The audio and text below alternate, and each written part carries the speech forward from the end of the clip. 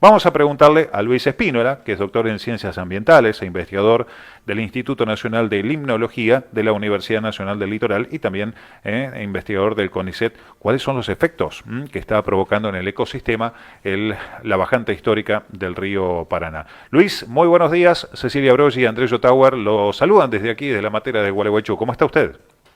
¿Qué tal? Buenos días. ¿Cómo están todos? Muy bien, muy bien. Bueno, seguramente habrá escuchado un poco la introducción que veníamos haciendo sobre esta bajante histórica que tiene el río Paraná y los efectos que puede llegar a producir. La primera pregunta que le hacemos, ¿esta bajante del río Paraná es natural o hay otras causales? O mejor dicho, ¿cuál es la causa de la bajante del río Paraná en su opinión?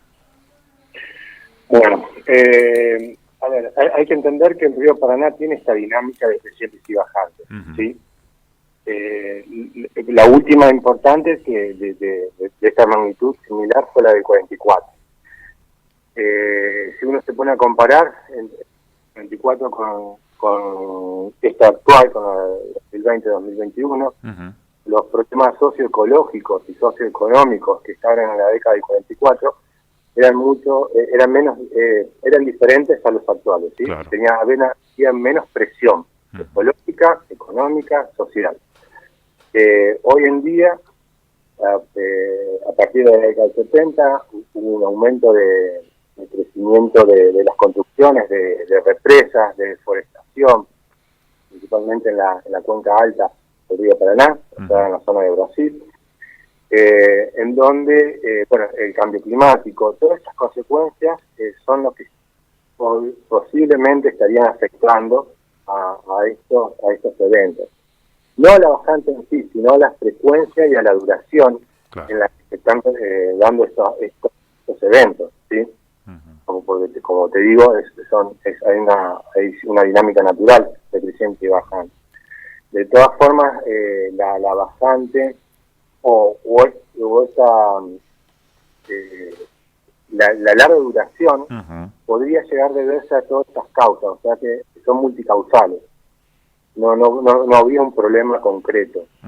Sí, hay que tener en cuenta que la demanda económica, socioecológica que hoy está presentando el mundo a escala global y regional es mucho más, es diferente a la que había antes de la década del 44. O sea que hay una presión de los recursos naturales mucho más acentuado, ¿no? Ahora que antes de la década del 70, ¿sí? Luis, ¿cuántos metros por debajo de lo normal se encuentra, ya que esta bajante es muy preocupante realmente? Y bueno, ¿y qué proyecciones de mejora existe respecto a esto, no? Bueno, la última medición es que está a menos 30 centímetros. Hace unos días que más o menos está bastante estable. Y la última proyección que pretende, que fue proyectada por el INA, ¿sí? Es que recién en septiembre, octubre, empezaría a crecer otra vez el río. Esto significa que en la cuenca alta del río Paraná empezarían con la lluvia. Pero de todas formas no hay que pensar tanto en cuánto está por debajo del río, sino en la duración, en el tiempo que está llevando. Eso es lo preocupante, ¿sí? Si uno se pone a hacer un análisis simple, a ver si puedo explicar un poquito rápido. Hay diferentes cotas, ¿no? Tiene una cota de desborde, cuando el río empieza a inundar la planicie, la época decreciente, que tiene que sobrepasar por lo menos acá en Santa Fe 4,5 metros, y en la misma zona hay una cota de aislación, ¿sí? Que de desconexión en realidad, es cuando la planicie se desconecta totalmente del cauce principal. Esa desconexión de aislamiento se da por debajo de 2,3. Y si uno empieza a evaluar, a medir de cuánto tiempo está desconectado, que se empezó la bajante, es de 515 días aproximadamente. Es decir, que hace 515 días que la planicie no se conecta con el cauce principal, ¿sí? todos los procesos que normalmente se daban, hoy no se están dando. Uno de los principales procesos es cuando hay reproducción de peces, principalmente las especies migradoras, de las especies como el sauro, dorado, ¿sí? Para ser las más emblemáticas, en donde necesitan esa dinámica de creciente y bajante, para que cuando hay reproducción, las larvas entren a la planicie y crezcan, ¿sí? Se desarrollen. Hoy en día eso no está sucediendo, o sucede en muy pocos ambientes, y además de eso, al estar tanto tiempo desconectados, los ambientes que estarían usando estas especies hoy están totalmente secos. Entonces, si hubo una reproducción ahora en diciembre, al estar la planicie con poca conexión, hay un 7% más o menos de conexión de la planicie, esos ambientes se secarían muy rápido o están muy secos, ¿sí? Entonces hay menos probabilidad de sobrevivir de estas larvas de peces. Claro. Luis, sí. No, le quería consultar si, ya que está haciendo referencia a lo que es la reproducción de peces, si se puede cuantificar el impacto que va a tener. No sé si en cuestión de números se podría cuantificar. Sí, podría determinar el efecto a largo plazo que puede tener, ¿sí? Nosotros justamente estamos evaluando esto de cuánto tiempo la población de peces estarían en una situación que se podría llamar normal, es decir, que por ejemplo entre la creciente 2010, en donde hubo una reproducción exitosa porque se dio en tiempo y forma, y después de eso hubo una abundancia de individuos. Nosotros queremos evaluar justamente eso, cómo la reproducción que se estaría dando en esta época y con tanto tiempo de bajante, qué impacto tendría, si sería similar o no, o sería por debajo de lo que se capturaba una creciente importante, ¿entiendes? No sé si en cuantificación se podría estimar y decir, bueno, sí, fue muy por debajo o muy positiva. Eso es lo que pretendemos llegar. Los estudios poblacionales, o sea, yo trabajo con la ecología del sistema, de cuantificación, y eso es más para la parte de ingeniería de pesca. Exacto. ¿Sí? Y en este caso también usted hace referencia a lo que es la fauna itícola que tiene el río Paraná y que también se conecta de alguna manera con lo que es el río Uruguay, que nosotros lo tenemos más cerquita, porque tiene que ver con muchos de estos peces que son migratorios y hacen toda una recorrida de Uruguay, Delta, Paraná, y hacen todo la vida, ¿no?, de esos peces. ¿También hay impacto en la vegetación, Luis? Claro, sí. O sea, toda la vegetación que está a orilla de los ríos dependen básicamente de esta conexión también. Las plantas, no trabajo con plantas, pero supongo que están más adaptadas a lo que es la desconexión o el tiempo de seca, pero lo que se está viendo es la gran quema de pastizales, ¿no? Claro.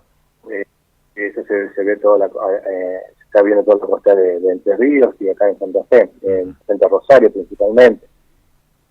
De alguna forma la vegetación también se ve afectada, sea por esta causa o por mano del hombre. Luis, ¿qué pasa con respecto al tema de los barcos, por ejemplo, que navegan, o mejor dicho, navegaban la hidrovía con esta gran bajante que hay y tienen que optar por otros puertos, por otros destinos? ¿Cómo afecta esto? Bueno, como usted dijo en la introducción, hay muy poca navegabilidad. Y a diferencia del año pasado, en donde se le pidió a la represa de Itaipú que libere agua para que haya mayor navegabilidad y también, como mencionaron en la introducción, que algunas ciudades se abastezcan de agua potable, al estar tanto tiempo seco, esta bajante, tanto la represa de Itaipú como la de Yacyretá están con menos agua, ¿no? Por eso, hoy en día no se están viendo esos picos de crecidas que se veían el año pasado, que podían mantener el río en 1 metro, más o menos. Entonces, como les mencionaba, la presión socioeconómica, socioecológica en esta situación también es alta por esa cuestión de que los barcos, en este caso, les resulta muy difícil la navegación y tienen que estar cargando menos. Seguro. ¿No? Menos productos, menos toneladas, ¿sí? Luis, volviendo al tema de la fauna, en este caso, y teniendo en cuenta, ¿no?, el recurso vitícola, los peces, toda la zona costera de, digamos, Rosario, Santa Fe, Victoria, Paraná, son zonas pesqueras, desde aquellos pescadores artesanales, de aquellos que son un poco más grandes, a la zona de los frigoríficos ahí en Victoria y demás. ¿Cómo se ve afectado la economía de aquellas personas que se dedican a esto a baja escala, por supuesto, no solamente en lo económico, sino también en lo social? ¿Se puede conocer esto? La verdad que hay poca información respecto a cómo a esta pequeña escala de la gente que vive, que es la pesca de subsistencia, ¿sí? Entonces es difícil de determinar qué impacto tiene. De todas formas, el pescador de subsistencia no es el que generaría tanto impacto en cuanto a la extracción, ¿sí? Lo que hay que regular es que todas las provincias que nombraste y las que están afectadas por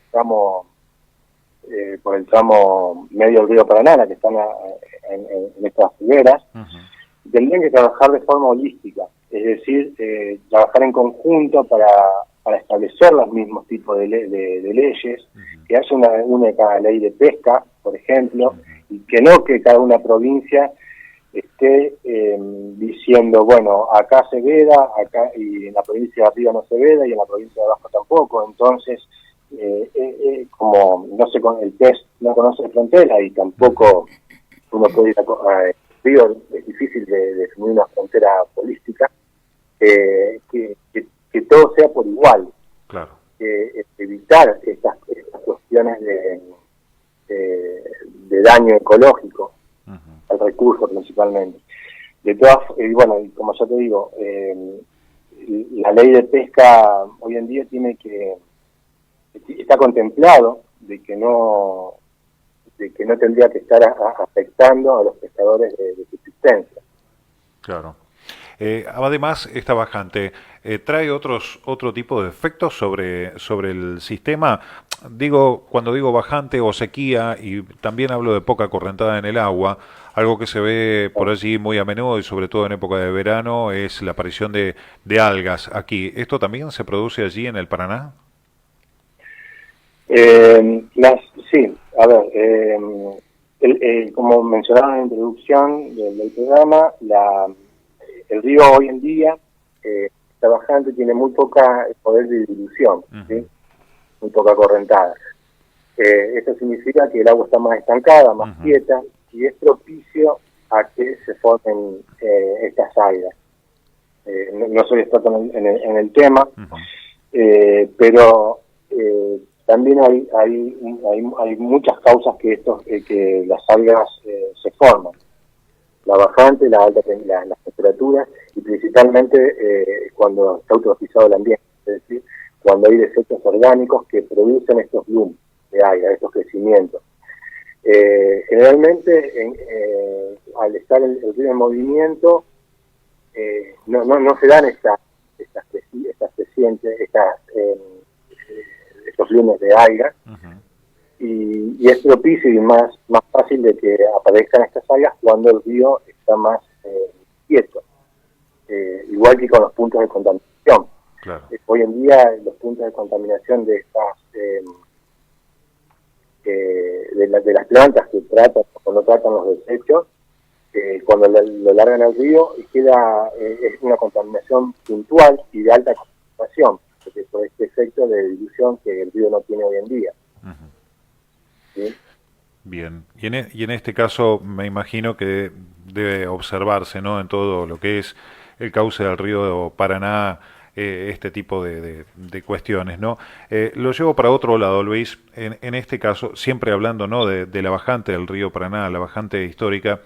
¿Se puede hacer algo para revertir esta situación? O sea, digamos, usted sería funcionario, digamos, ministro de Medio Ambiente de Argentina, Brasil, Paraguay, digamos, o por lo menos tiene ese poder. ¿Qué es lo que se podría hacer desde el punto de vista como sociedad, como gobierno, como personas, como individuos, como ciudadanos, para revertir esta situación, o sencillamente hay que esperar que cambie todo? Bueno, mira, te voy a contestar, o sea, voy a responderte sin saber del tema como ministro o como trabajaría en el, ¿no? Desde una opinión mía. Sí. Poca experiencia que tengo, que estoy trabajando en ecología. Lo que debería es tratar de establecer un convenio, no sé cómo se diría, de forma holística, de trabajo de forma ecosistémica. Eso significa que los países y tanto las provincias que comparten una misma cuenca trabajen en conjunto, ¿sí? Para tomar medidas. Creo que algo de esto hay, pero se tendría que llevar también implementar un poco más, porque por ejemplo Brasil hoy está criando tilapias en la mayoría de sus reservatorios, y eso, la tilapia es un pez invasor, es una especie no nativa, y eso en algún momento podría llegar a entrar a la Argentina, como ya entró el esturión, por ejemplo, de la costa de Uruguay, que es también producido por apicultura. Y el trabajo en conjunto de estos países va a facilitar el manejo de la cuenca en sí. Tendría que haber convenios internacionales para evitar el desmatamiento del Amazonas, por ejemplo, que es una de las principales causas de que haya menos evaporación, menos el ciclo del agua esté más alterado, por ejemplo. Entonces, y principalmente a la sociedad es el consumo del agua. Si bien hoy en día parece que hoy en día es estable, pero en situaciones normales parecería que sería abundante, ¿no? En otros países ya se está implementando que el consumo sea de 30 litros por persona, y acá en Argentina es de 50. Entonces ya se debería estar pensando a largo plazo para mejorar esta situación y que el recurso agua en servicios ecosistémicos sea más sustentable a lo largo del tiempo, y que que se establezcan para poder establecer objetivos concretos de manejo. Claro. En definitiva, habría que plantear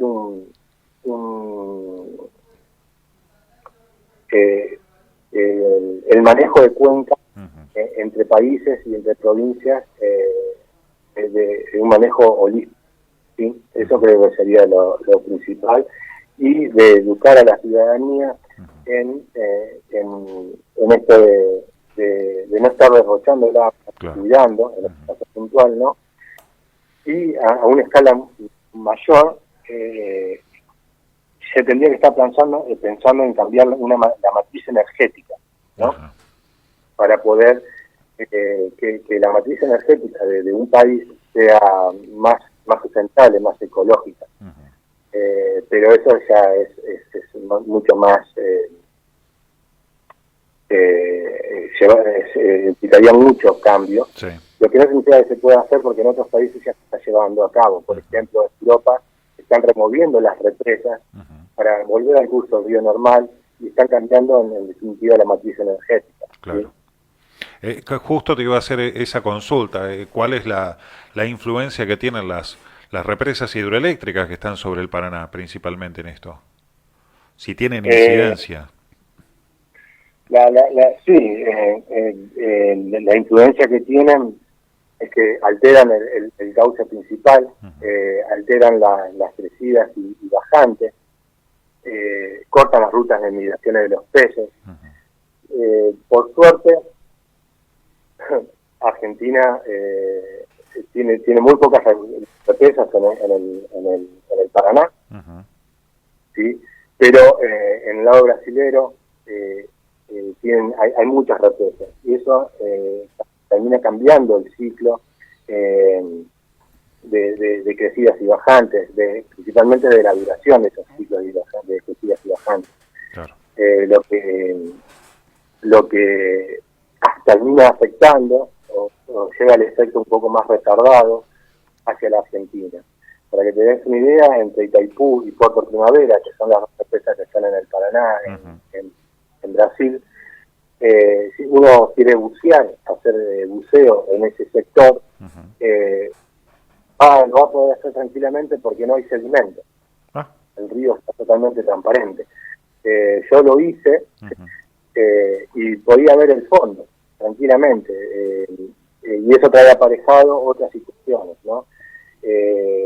Las represas son trampas de sedimento de por sí. El río Paraná, desde Yacyretá hasta el río La Plata, nosotros tenemos, eso no pasó con el aporte que tiene el Bermejo de sedimento, que es lo que mantiene el dinamismo morfológico de la creciente de la planicie, movimiento de islas y bancos, con el continuo la formación de planicie, ¿sí? O sea que nosotros en ese sentido no estaríamos tan afectados como están en el lado brasilero. Lo que sí, la cantidad de represas que hay termina afectando de alguna forma al ciclo el ciclo hidrológico acá en Argentina también. Claro. Luis, le agradecemos muchísimo estos minutos que nos ha brindado comentándonos sobre estos detalles que por ahí poco conocemos o por ahí poco tenemos en cuenta, de lo que tiene que ver con este desastre hídrico que se está produciendo principalmente en el río Paraná. Le agradecemos muchísimo estos minutos que nos ha brindado, ¿sí? Sí, gracias a ustedes, muchísimas gracias. Por favor, que tenga buen fin de semana. Luis Espínola, doctor en Ciencias Ambientales e investigador en el Instituto Nacional de Nilología de la Universidad Nacional del Litoral y también investigador del CONICET, ¿no?